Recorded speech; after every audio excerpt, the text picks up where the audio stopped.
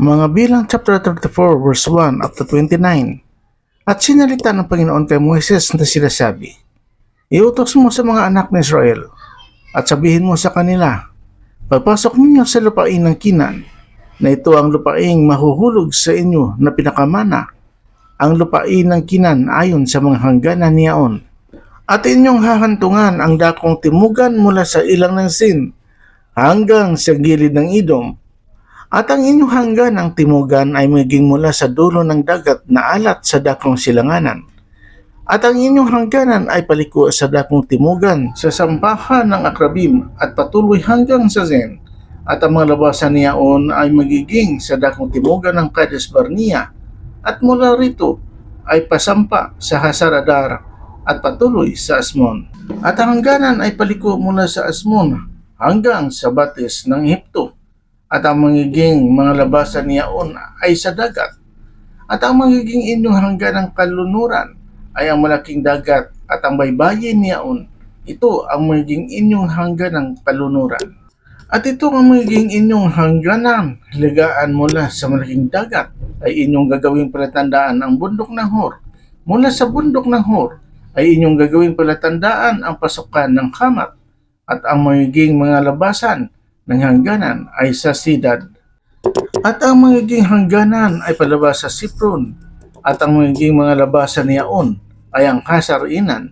Ito ang magiging inyong hangganang hilagaan. At inyong gagawing palatandaan ang inyong hangganang silanganan mula sa Hasar-Inan hanggang Sipan. At ang hangganan ay pababa mula sa Sipam hanggang sa Ribla sa dakong silanganan ng In.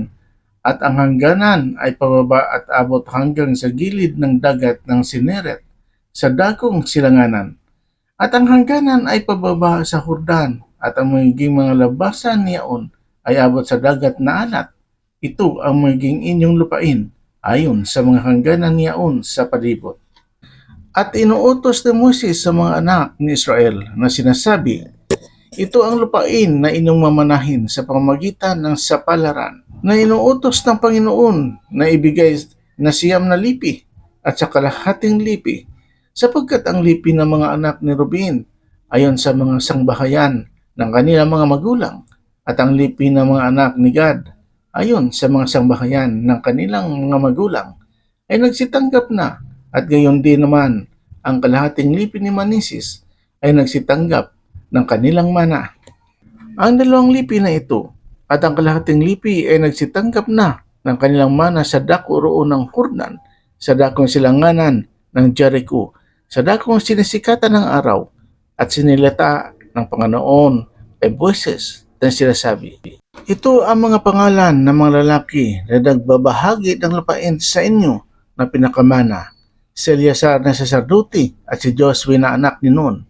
At maglalagay kayo ng isang prinsipe sa bawat lipi upang magbahagi ng lupain sa pinakamana. At ito ang mga pangalan ng mga lalaki. Sa lipi ni Joda ay si Caleb na anak ni Jepon, at sa lipi ng mga anak ni Simeon ay si Samuel na anak ni Amiud.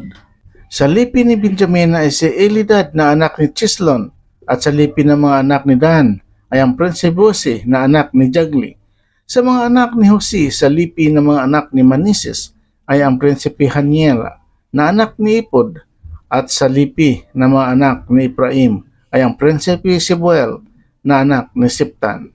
At sa lipi ng mga anak ni Zabulon ay ang Prinsipe Elisapan na anak ni Parnak, at sa lipi ng mga anak ni Isakar ay ang Prinsipe Paltiel na anak ni Isan, at sa lipi ng mga anak ni Aser ay ang Prinsipe Ayud na anak ni Selomi, at sa lipi ng mga anak ni Neptali ay ang Prinsipe Pediel na anak ni Amiud. Ito yaong mga inutusan ng Panginoon na babahagi ng mana sa mga anak ni Israel sa lupain ng Kinan. Amen, Lord Jesus, purihin natin ang Panginoon Diyos na buhay. Amen.